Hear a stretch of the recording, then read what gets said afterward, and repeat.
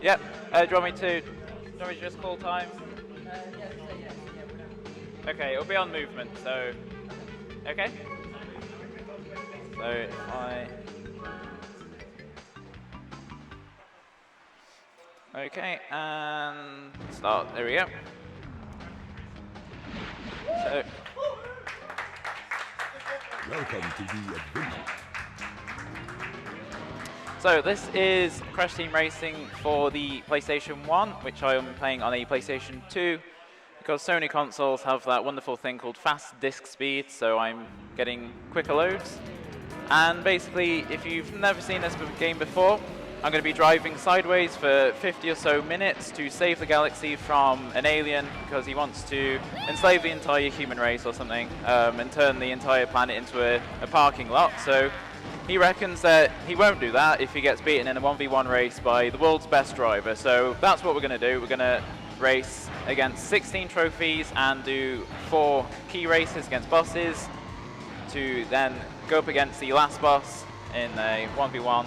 And I'm sliding all over the place. So the main tech for this game you'll see me doing a lot of is drifting, and then when I drift I get what's called a mini turbo. So if you watch the bar at the bottom right, that slowly fills up when I'm drifting, and then once that is as full as possible, I want to press the alternating shoulder button, and then that gives me these little mini turbo boosts. And this game has a... Oh, I'm not on the lap 3. I'm still up 2. Okay, that would have been a great start if it was lap 3. So basically, the idea of this game is it has a reserve system, and the more I boost, the more I add to this invisible timer. And I just ran out of reserves, so my fire's gone. This is probably one of the most interesting crush codes I've ever had, but that's fine. So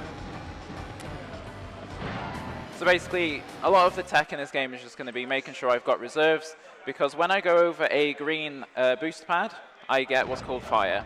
And I get a full amount of fire at the back of my engine, and that gives me...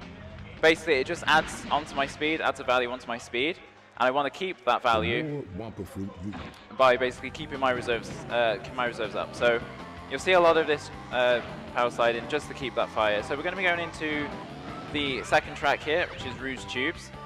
This is a great track to showcase the community named tech, the Speed Ghost. Now, when you drive down a hill in this game, the game actually keeps your speed as long as, well, it tries to get rid of the speed, but you get loads of speed. So I'm going to go down this hill. I go up here. Oh, got a bit of propulsion there. So basically, when you drive down a hill, the game gives you speed, and then it tries to take that speed away. So I'm going to go down this hill here, and then I'm going to start hopping. And basically, that hopping reserves the amount of speed that I've built up from going on the downhill, because the game wants to take it away from me, and I'm just stopping the game doing that by basically reducing the amount of time my cart's on the track by continuously hopping. And by hopping, I'm just holding one shoulder button and mashing the other, basically. So there's going to be a lot of that tech going on. And hopping you'll see a lot, because anytime... Oh, this is not good. Okay. I didn't have an item to drop, so I guess I'll mention items while I'm here as well. I don't really need to use items to win races. I'll show you where the AI are. The AI are the other dots. I'm the big purple dot, and I'm going to catch up with them around this corner. So I don't really need to use items to win races, and most of the time items will just end up in my way. So most of the time I won't use items. There's a very rare chance that an AI will shoot a missile off the bridge at you. Because you're in first place, the AI just target you by default. So it's always good to have an item to drop in case that happens, but it's very rare. So yeah, hopefully shouldn't see me needing to use items too much until I track a bit later on. So yeah, I'm using the NTSC version of this game.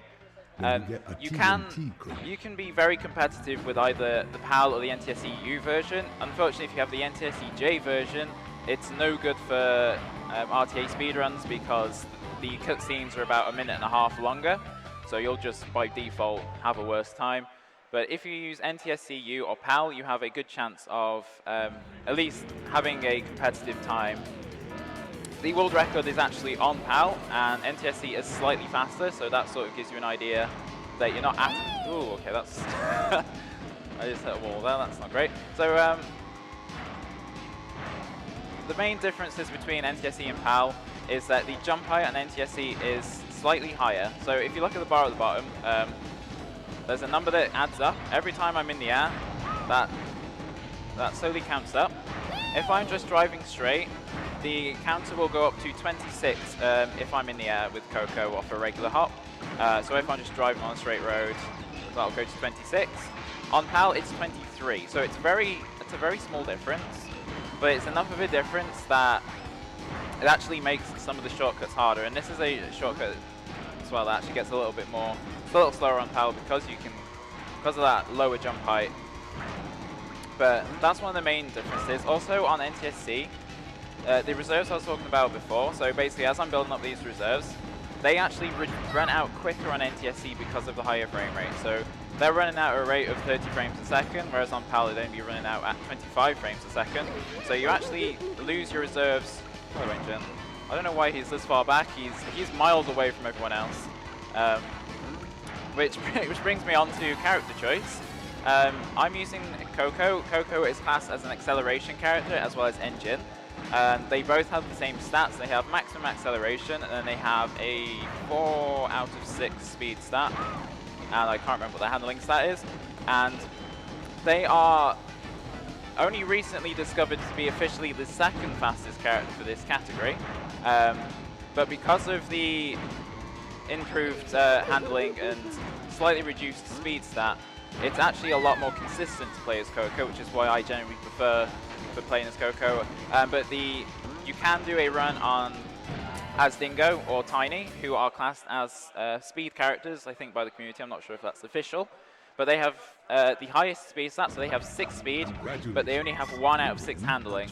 And basically, some tracks, maybe not these tracks in Hub 1, but you'll see later on that some of the tracks get a lot more difficult because of how poor their handling stat is. So although the speed increase isn't huge for the course of the run, you can very easily lose a lot of time on tracks that either have a lot of difficult turns, or just even if you make a slight mistake and you don't go into a corner with the right angle, you could just hit a wall, and then that will just lose you 1 or 2 seconds. Because if you hit a wall in this game, you will lose all the reserves you've built up, which can mean that you just straight up lose your speed. So you don't want to hit walls as best as you can, and you make sure that you want to keep your reserves high. So we're going to have an intended shortcut here. If you ever look at the game FAQ for this track, apparently you can do that shortcut only if you have an Aku mask, but it's not the case. So if you bamboozled by that in like 2005, then I'm sorry. And then there's a cool, oh, okay, I didn't get it. So you can get some speed ghosts in here. The walls are they're a bit different than other tracks. Basically, you can slide on these walls, not these ones, but some of the walls you can actually slide up, and you can jump off them, and it gives you an insane amount of speed. So hopefully I can get that later on in the lap. This track also has cycles. So the barrel cycles are consistent. They start at the same time that you start the track, so they're always sort of the same. Obviously, it's very difficult to work out where the barrels are on a game like this. So there we've got some speed. So hopefully I can get up this wall. I got some speed, so it's worth keeping this, but I didn't get the max amount of speed. It's a bit of a mediocre lap, never mind. But basically, what the walls will give you is the maximum amount of speed you can get from what we call the speed ghost, and then I'm on a froggy or hop to keep that speed. So there's that shortcut again. That's a good cycle. I can sort of work out the second cycle based on where the first one is. So I know that that one's up there, so that one should be on the left-hand side. There we go. I am all over the place on my driving. So, oh, that is unfortunate. I got the speed ghost, and then I hit Pura, so you didn't actually see much speed from that. Unfortunately, the AI are sort of random in this game. They don't attack you that often, but they can, when you come around to lapping them, they can actually get in the way quite easily. And that's unfortunately one of the spots where they can get in the way. And if you hit the back of them, you just lose all the speed you've gained from the downhill. So that's a bit unfortunate that we hit them, but again, that's not very easy to avoid in that area because you've got such a small gap to go through. But now we're going to come back to the boss race. So every boss race, they pick a track from the 4 tracks you've just done, and you race the boss of this area, which is Ripperoo.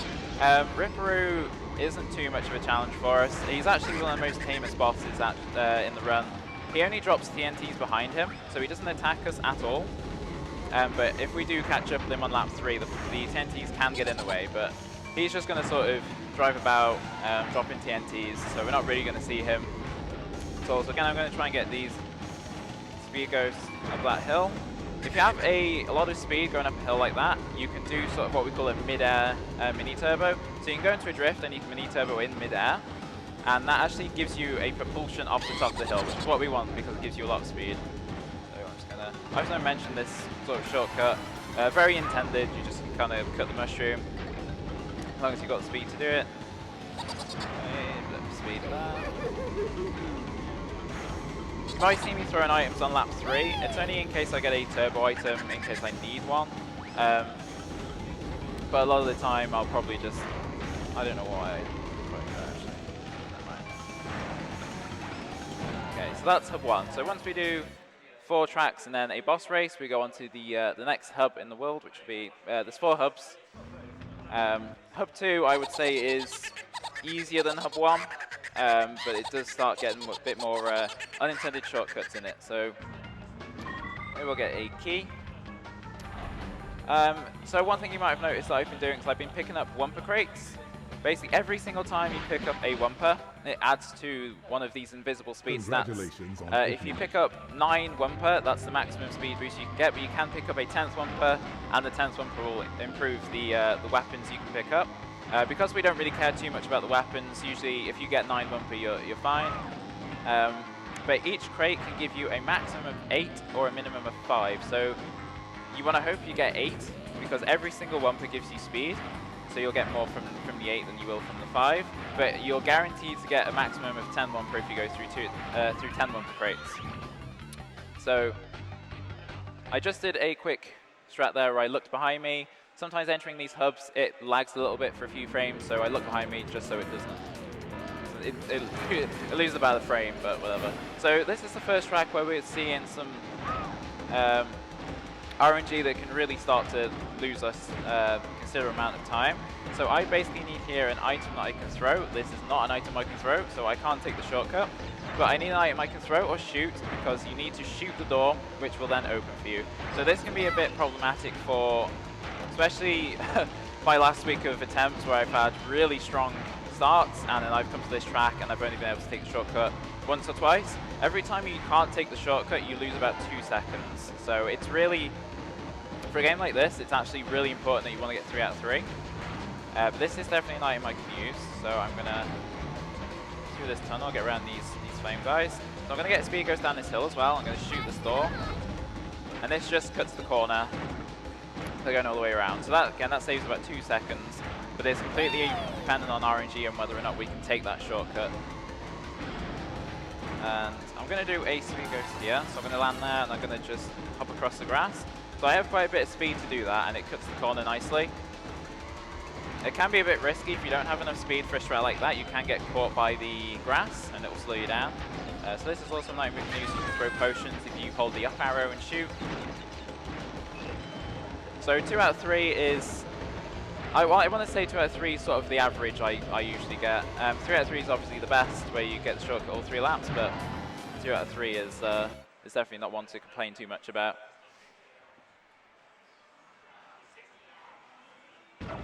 Okay. Congratulations. So we're going to enter in Coco Park, which is next. You'll see some of these tracks, there are some very linear tracks. You can go faster. I was saying before about the differences between Dingo and, well, fast characters and acceleration characters. These tracks that are very much just straight lines is where the fast characters really do improve on the acceleration characters. Because tracks where you don't have a lot of turns, you basically want a low handling stat so that you can almost drift in a straight line. I can drift almost in a straight line, but I always do tilt slightly into the left. Okay, so that's very slow. This shortcut is unfortunately not the most consistent of shortcuts, because it very much determines, it's determined on where you hop on the grass and whether or not you can get any height to get over the hill. So I'm going to get this turbo pad here, which will give me the full fire. There's only one turbo pad we can pick up on this track. Then I'm going to hopefully Okay, that's a bit better. So we can just hop over that hill instead of going all the way around, and that saves us a little bit of time. Then I'm going to get speed goes down this hill. Then I'm going to drift on here. You can get a speed goes on that bit of grass as well. I'm going to get here as well. A little bit of speed increase, but I'm not going to ride that out. Because I lost my reserves there, it was quicker to just go to the turbo pad to get them back than to carry on driving forward. That was a really quick shortcut. If you hit the downhill side of the hill, so you can actually get a bit of speed from that. It's not worth keeping that speed, so we just ride it out in the drift. Okay, I've lost my reserves here, so I'm just going to drift so I can get that. So that's a pretty decent Cocoa Park. Lap 1 is very difficult because you don't have the extra fire from a turbo pad, so it actually makes that skip a lot harder than if you were doing it lap 2 or 3. A trophy. So now we're going to get into the first track where we've got a bit more of a... I'd usually say this is the first unintended shortcut. You can argue that the other shortcuts have been unintended, but this is definitely a difficult one to pick up. For any new runners of this game, this is usually the major reset point for them. Definitely was when I started running this game. Because we're going to be doing a trick where we're going to be jumping on a wall when the game doesn't want us to be on that wall. So lap 1 I tried to get that one for crate, but I'm not going to risk going too far to the right. If I get a bad angle, then I can actually hit the wall. So I'm going to go across this grass, a bit of a jump so we can cut this corner. So this is an intended shortcut, this pillar here. So we're going to ride all the way around to the left, jump on here, and then we're going to land on this wall. So that wall is basically programmed to push you back onto the track. The game realizes that actually you're not supposed to be on that wall, and it tries to push you off. So you'll notice that when I land on that wall, I'm actually hopping about. I'm not driving on it properly. And that's just the game trying to push us off. So you actually lose all your reserves and everything on there, which we're not too worried about. That was close. But you have to adjust your angle quite a lot to make sure you stay on the wall. Oh, that's a mistake. I don't want to admit how many times I've done that one. Just taking the corner a little too tight. This is definitely a track that Dingo is a lot more difficult on because of this spiral. Dingo can't take that spiral quite the same. Okay, that's fine. Oh, sorry, it's worth noting that I'm trying to land behind the line.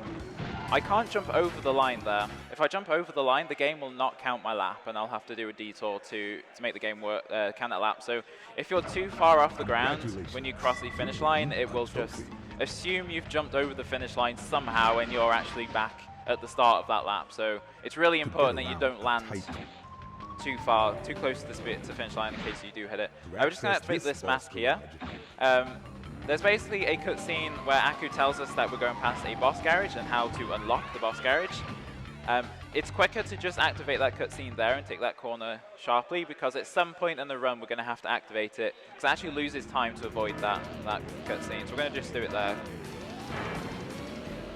So this is quite a straightforward track. This is a nice rest after sometimes quite a difficult hub 2 if you do get quite unlucky with the other tracks. So this is quite a nice change of pace. We've got the water is really annoying on the NTSC version of this game. Because it's NTSC, it just naturally lags way more than PAL, and the water particles actually cause the game to lag quite a bit, so you don't want to be in the water too much. There's a little strat there where it's called cresting, I think, for the community. Sometimes when you go up to a jump, you can actually do a small hop before the jump, then that second hop will give you a bit more forward momentum, which just pushes you forward a little bit. It's a very minor time save. It's not always worth doing on some ramps in case you do actually fall off the ramp and don't get your jump. So this is one of the ones where it's just safe to do. It's quite free. I was just going to hop and then it's going to push me forward a little bit. So this is a unintended shortcut here. At least I think it's unintended. It's quite difficult to do if you don't sort of have the speed.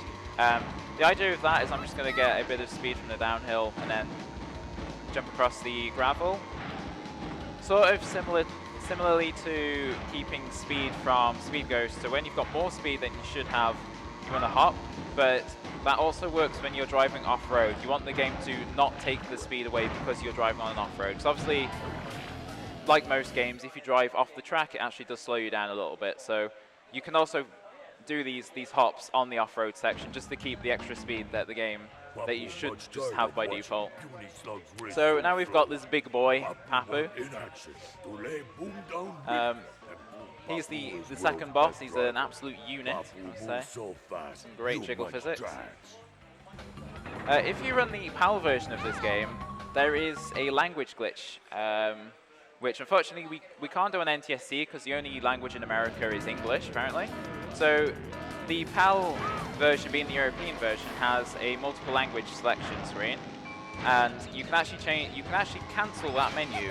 They didn't think about taking that option out. So if you just press triangle on the language select menu, it doesn't select a language, and it puts the game into what we call the language glitch state.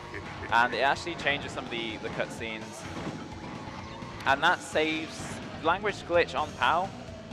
Saves about 20-something seconds, because you skip a cutscene by doing the language glitch. Because basically, all the cutscenes sort of get messed up because it doesn't know what to load. I should sort of explain what the language glitch does. It gets rid of all the text. So because you haven't selected a language, the game doesn't know what language you want to work in. So it actually just replaces all the text with dashes. It just gets rid of them, and all the cutscenes are silent. So what it also does is it mixes up the cutscenes a bit. So if you haven't seen a power run, I would suggest looking at that if you want to see what I mean. It does also skip the first Komodo Joe cutscene, which we'll see a bit later on, so I'll point that out when that happens.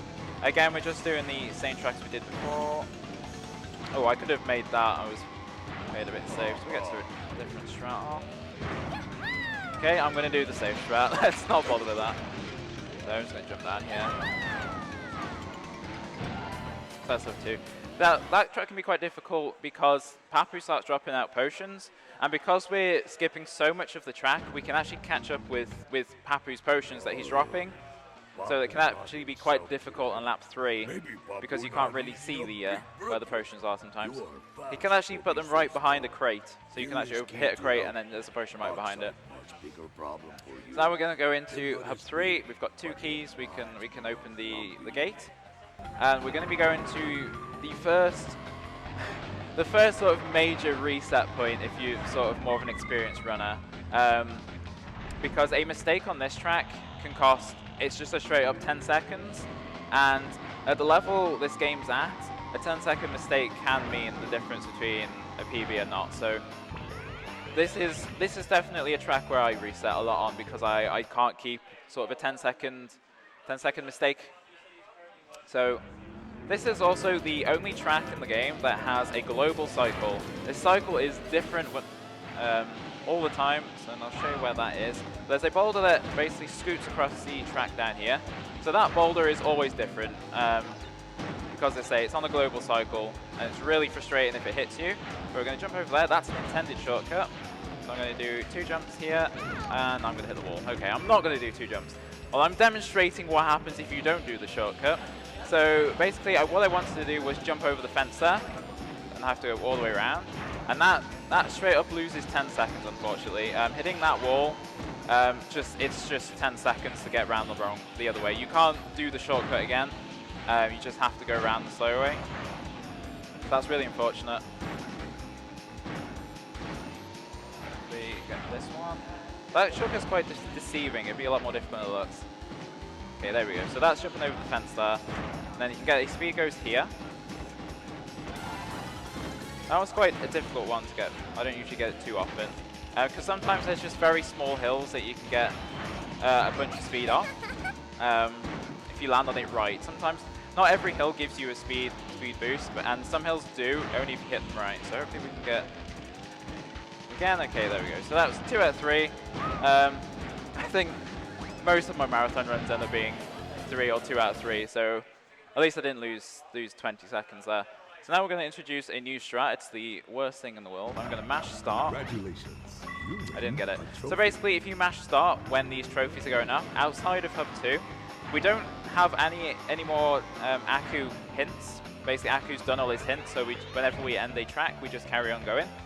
If you press start as the trophy is awarded to you, you actually skip Aku saying, "Congratulations, you won a trophy," and you can move immediately. And it saves I hate to admit, but I think it saves about 2 seconds. I don't think anyone's really tested it. Again, it's another recent thing that someone found by accident, and I really wish they didn't, because it feels a little random to just sort of gain 2 seconds. I'll try and point out if it happens again. So we've got another intended shortcut here. I thought it was going to fall off. Some of my lines have been a bit messy, but that's all good. So this track has the minecart cycles. The minecarts are consistent. They are on the same cycle when you load the track, so you always know roughly what you're going to deal with, as long as you don't make any mistakes, which I'll hopefully not do. So I'm going to drift here, and I'll hop out, and that is atrocious. Okay, well that's going to give me a weird cycle on that 3. I'm going to apologize. My driving has been a lot worse than my attempts have been this week. There's also a free wimp crate you can get there. So here we're just going to get a speed ghost. And skip the water, you can just skip there, you won't get picked up by Aku. Now I don't know what's... That's fine, so... Just going to go through there. So that, if I'm not on a good cycle, that minecart can hit me. And it's not really a minecart you want to get hit by at all, but because I made a mistake, I didn't know where that cycle was going to be.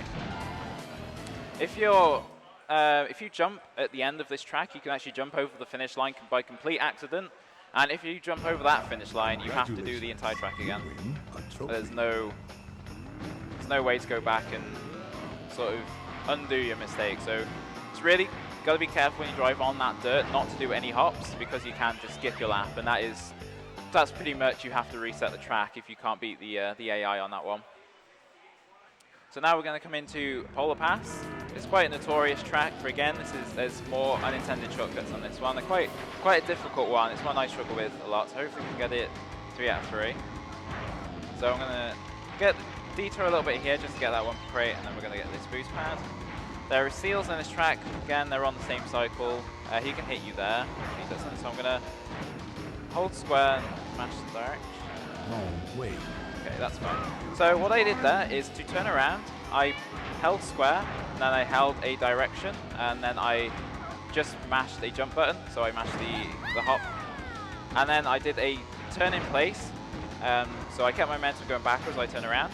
And then I drove into the wall and did a double jump, what's called. So if you sort of do a single jump and then do another jump after it, so you land from a jump into a second jump, you what's called a double jump, and we use that double jump mechanic to get a propulsion so that we jump over the lake.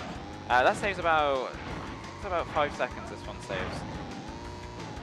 So again, holding square, turning that, and then hitting that. That's not too confident on that jump.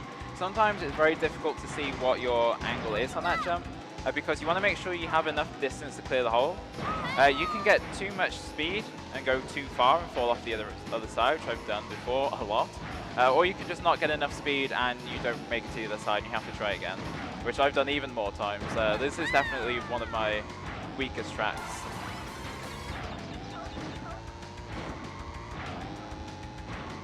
Also, there's a lot of little jumps and things. A lot of these things are a little bit too much to sort of describe, but I am sort of getting...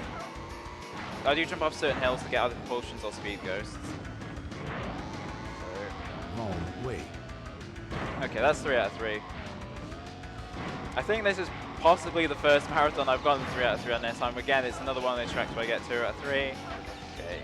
I didn't get a very good seal cycle there. Those seals, again, they're consistent, but because their cycle is so short, you can't really just assume you know where they're going to be.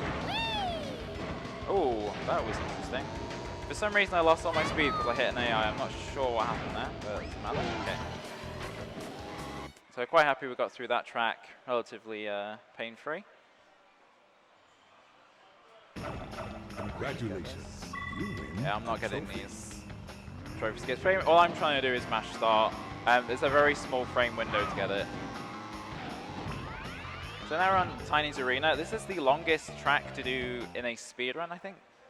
Even with the shortcut, I think it's still the longest track.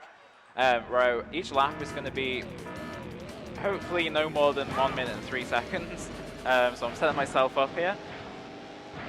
But there's going to be a lot of specific route we're going to take on this track. So my goal here is to hit the hills at the right spot so that they send me forward. Hills are a real pain, and the developers thought it'd be a great idea to make a track that is just hills. As all this track is, it's a whole minute of just driving over hills.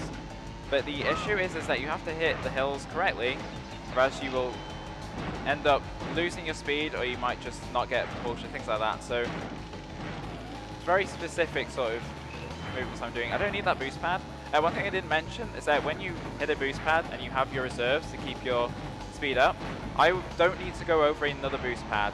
The little mini turbos keep the speed I've gained from a boost pad, and then I don't need to actually go over another one to replenish that speed. So I'm going to do a U-turn here. There is a mechanic in this game where if you hold down the down arrow and press square, you can do what's called a U-turn. It's just a very sharp turn, as opposed to just pressing square. Square doesn't really do too much in this game. So if you really want to turn, you have to press square and the down arrow. And again, you'll do a very sharp turn, but you do lose your speed if you do it. So there's very specific places we do it. We do it there because we want a good angle for the jump. And then there's also a boost pad right after that jump. So we sort of lose our speed. Sometimes we want to just lose your speed and then just gain it back immediately. I just want to just give a quick sort of explanation on the category we're doing. We're doing the Warpless. Oh wait, okay. We're doing the Warpless category. Unfortunately, this game has a warp glitch, which basically you can go into the battle mode.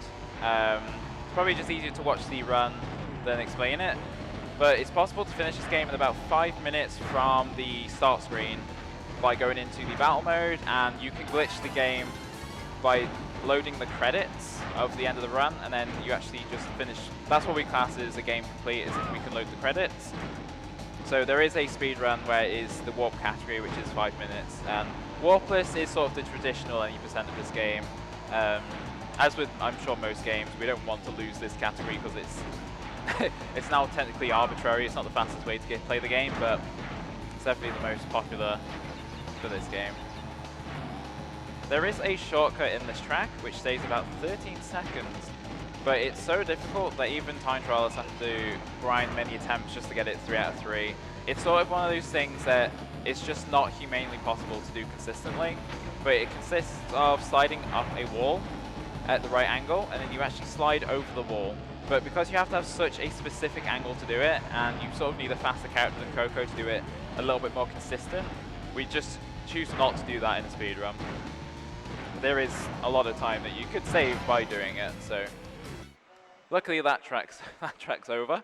So now we've got our third boss fight, which is Komodo Joe. So this is the cutscene that you would skip if you're running the PAL version. For whatever reason, it just doesn't load at all with the language glitch. You just finish that track and then drive straight into the boss garage. Joe is a bit more of a problem as far as the boss races are concerned. He will alternate between placing nitro crates, which will, if you hit them, you'll just instantly detonate. And obviously if you hit a crate like that, you'll just crash out. And he will also throw TNTs into the air behind him, and they will just land and explode. So it's completely random what he drops. But the thing with this game is it has a maximum amount of items that can be placed on the track. I don't know what the exact figure for that is, but basically these boss races, as they start dropping too many items, they start exploding the oldest item that they dropped. So because Joe alternates between throwing items into the air and placing items, we can't consistently count on him to destroy the old items that he's dropped. So we will start catching up with him, and there may be items in our path. So hopefully we can avoid them. But yeah, I'm going to do pretty much the same strats as I did last time, just the Dragon Mines track. But this time without making quite so many mistakes as I did last time. So, okay, this is a really good item actually. So the shield will just pretty much just negate damage from an item. Okay, there could be a nitro on that hill, and because it's on the hill, we don't see it. So that's why I just popped that shield there, and then luckily we had that one. That other nitro was actually really easy to dodge, but it was in my line, and because I had the shield, it was just worth it to use the shield there. Because this part of the track we can easily dodge. his items, so if he even drops any, sometimes there's no items up there. So now we've done 3 boss races, so we're coming into the final hub, Hub 4. This is, I would argue that Hub 3 is more difficult, but Hub 3 and Hub 4, there's a lot of reset points, but we're going to start getting some new mechanics in as well. So, you're not vast enough clock-raced oxide. This is a very long monologue. We're going to lose our planet, and it will all be your fault. Okay, so I go towards the 4th hub. You want to make sure you don't go too close to the save load screen, because like the boss doors, there is actually a cutscene that plays if you get too close, which is explaining what it is. So we don't want to get too close to that. And then we can just easily avoid this save load. And we're going to enter Engine Labs. Now there is a disclaimer that I must admit. I was not in charge with naming any of the tech in this game, but there is a brand new mechanic that we're bringing into this track. I guess the developers had this really cool idea of putting these super turbo pads into the game. They love the idea so much that every single track in this world has one of those turbo pads. So this is the super turbo pad. We're going to drive over that, and we're going to get what's called a USF, or as the community calls the ultimate sacred fire, which basically gives you the maximum amount of speed that you can get in this game by just driving without cheats or anything. So basically what I want to be doing is building up my reserves, which I'm doing here, because we only keep the speed from the turbo pad as long as I have reserves. So I'm going to drive on this pad here. Let's skip this hole because I'm going so fast. So I will keep this speed as long as I have reserves. So I made sure to do lots of mini turboing, lots of boosts. And I'm going to lose it here. And then hopefully I've got a little bit more speed than I would do usually. So I'm just going to jump there instead of drifting.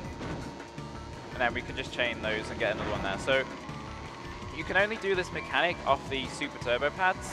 I think the idea is that they're designed to help you clear the gap, but you can actually just drive over them without jumping at the end, and then you just don't get a landing boost. Basically how the USFs work is that if you get any other boost at all, it will overwrite that USF speed. So what I don't want to do here, I'm not going to jump at all, I'm just going to fall, because then that keeps this speed. I think developers intended you to do a hop at the end of that ramp and then get a landing boost.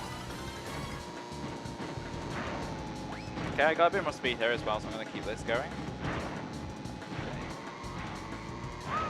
But yeah, any sort of boost can overwrite that. So if you go over a turbo pad, if you do a mini turbo during a drift, or if you, I don't think I explained it, but if you jump high enough off a ramp, which I will be doing here, you actually, I didn't actually go on that, but if you jump high enough off a ramp, you actually get a landing boost. So you get a small boost when you land, which we don't want to get. But it's also worth noting that every time you get any sort of turbo, it actually adds to your reserves. So it's always useful to do those on some tracks. So that's that track, I'm just going to go line there. So that's a relatively smooth track. It's a nice change of pace from Hub 3. I would say that track's probably the easiest out of Hub 3 and 4 combined. Okay, there you go. Oof.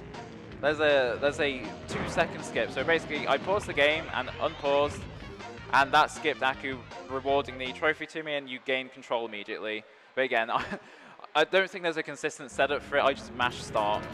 So it's a great strat. So we're going to do some of the same here. We're going to get a lot of speed. But this track is a lot more difficult to get that speed and keep that speed. So I'm going to be doing very specific areas. Ooh, that's not good. Sometimes if you sort of land and you're pointing in a direction, it will do a drift in that direction. I will very often try and land facing a direction, but I might hold the D-pad to drift the other way. So sometimes that happens. So hopefully I've got enough reserves. I'm just going to build it up a little bit more here. So this turbo pad gives me the USF. I'm going to cut between that spider. Ooh, hit that wall. That's unfortunate.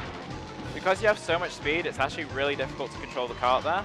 And if you hit the wall again, you just lose all the speed you've just gained. So it's unfortunate to hit that. We can take that speed all the way to the first turbo pad. Hopefully I can get it this lap.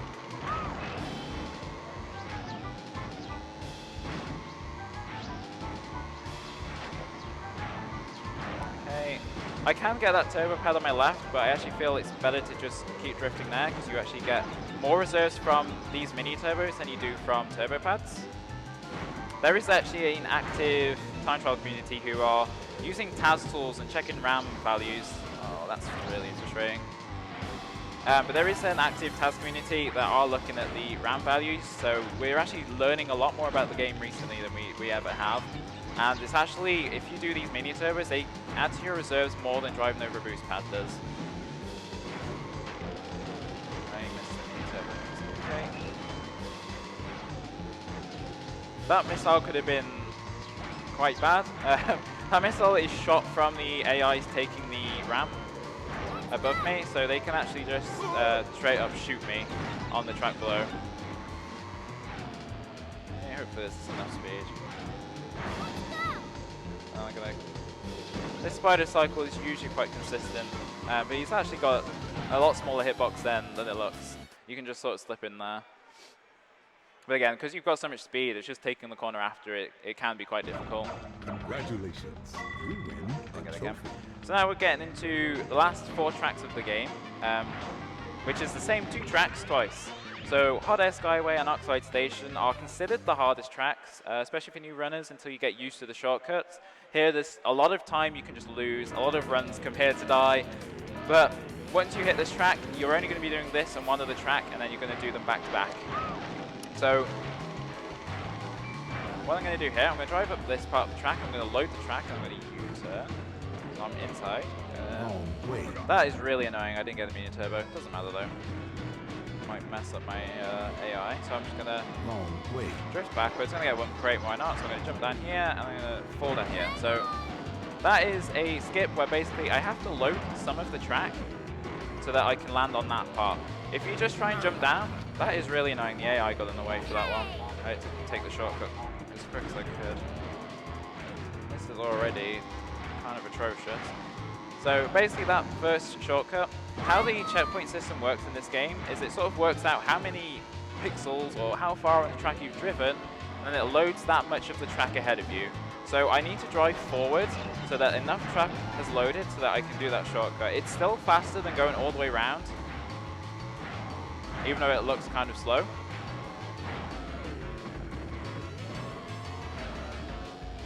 Jump down there. Load, and I'm going to U-turn here and then U-turn a second time. It's really easy to do that shot with U-turns compared to just not. So get the right angle, and again I'm going to U-turn there. So that's the sort of, that's how sharp you can take a corner if you hold the down arrow. That second shortcut, you might have seen that one as a kid maybe. It's a lot more consistent than, well actually I find the second shortcut a lot more difficult, but it's a lot easier for new runners to pick up because you pretty much just jump over the wall. I am dropping a lot of mini turbos. I do apologize for the CTR enthusiasts who are expecting a good run because this has been a bit of a train wreck, but hopefully we can get this shortcut 3 out of 3. Okay.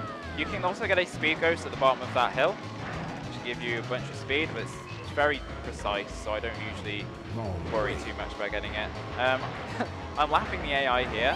If you do this track without making any mistakes, the AI actually, right before the second shortcut on the lap 3, and they drive backwards at you. So you can actually lose a run by hitting the AI who are just driving forwards while you're trying to do these shortcuts. That's why I sort of do a specific route for the first lap, just to avoid the AI, but it can be quite easy to hit them. Congratulations, you win a trophy. Okay, so now we're coming into the last, well, the only track we haven't seen yet, which is Oxide Station. And as you can expect, being the last track, it's very convoluted, but we're going to start getting some more shortcuts here.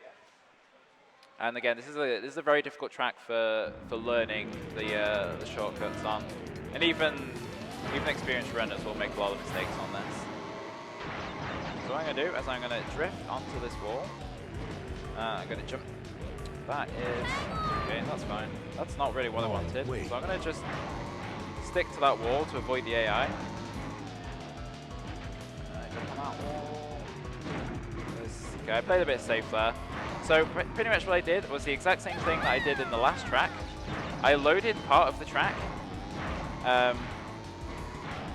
so that I can fall down to a later part of the track. So we're actually skipping about, the first shortcut stays about 10 seconds over just doing the track normally. It's really powerful. And then the second shortcut, I don't even know how much the second shortcut takes, so I've always done it. But again, I'll try and explain as I do it this time, hopefully not make any mistakes. So slide up onto this wall. So this part, oh my god. Basically, by landing down here, this is the track I'm loading. I'm just going to drive backwards through. I did not load enough of the track, so I'm going to take that safe again. Basically, you want to land as far away from that boost pad as you can, like technically in front of it, because that means you've loaded more of the track. It's very easy to not load enough track, then when you actually land after the shortcut, you can actually just get picked up by Aku and he'll put you back on the original part of the track, and that is just a lot of time to lose. So we've got Engine here. I'm not quite sure what he's doing. He is in my way. Okay. Right, that's what I want to do, so I can get this boost pad. Engine luckily wasn't in my way. Sometimes the AI can get caught up in places, so I'm going to land down here. That shortcut is, you don't need to load any track for that shortcut. I'm surprised the developers overlooked that one, but you pretty much just jump over the wall and that track below is loaded. There's nothing more to it. I do a U-turn, so I actually hold the down arrow when I do that jump, just to get a tighter jump. There's a little speed ghost you can do here for... which I find less consistent than the shortcut, but sometimes you can get a lot of speed. It's worth noting on that second shortcut as well, you notice I did a U-turn and I lost all my my fire. It's actually worth doing that. If you're in the air and the counter goes to 150, you actually get the full amount of speed that a turbo pad will give you. So I actually gain that speed right back. So we've got Pinstripe, Foist, FFZ. This guy, I like the... I pretty much just talked over everything he just said, so I apologize, but he basically says that he will only save the world if someone pays him to do it. And we need to beat him to prove that we're a better racer than he is. So I assume that Pinstripe's like the second best racer in the world, because this is the second to last boss. So I kind of like that he puts his own bank account ahead of the fate of the world, but there you go. Pinstripe is very tame in that he only shoots bombs backwards. So he doesn't drop anything onto the course that I can drive into. Okay, here's a lot of speed from that. Say good night. So this shot a bit safe. Wrong way. Ooh, that could have been risky. I didn't get a mini turbo, so I could have got a very low jump there.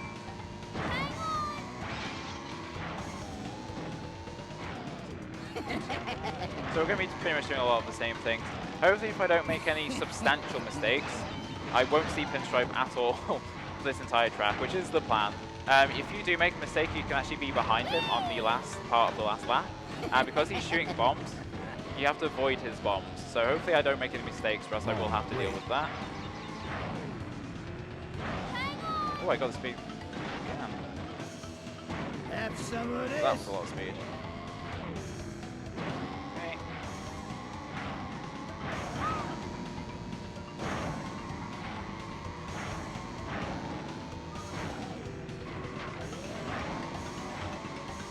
So these should be pretty good laps. So as long as I don't make anything, as long as nothing goes wrong on this lap, I should be all good to go.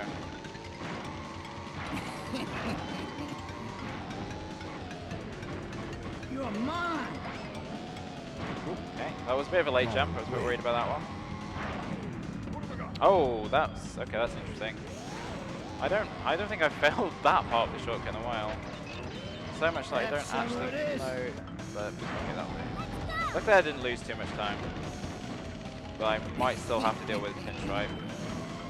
Yeah, I can hear his bombs. Oh, there's one of them. Should we try a different strat? I haven't showed this strat off on the marathon before. Oh, I got it. Okay, so you can actually just hairpin that last corner.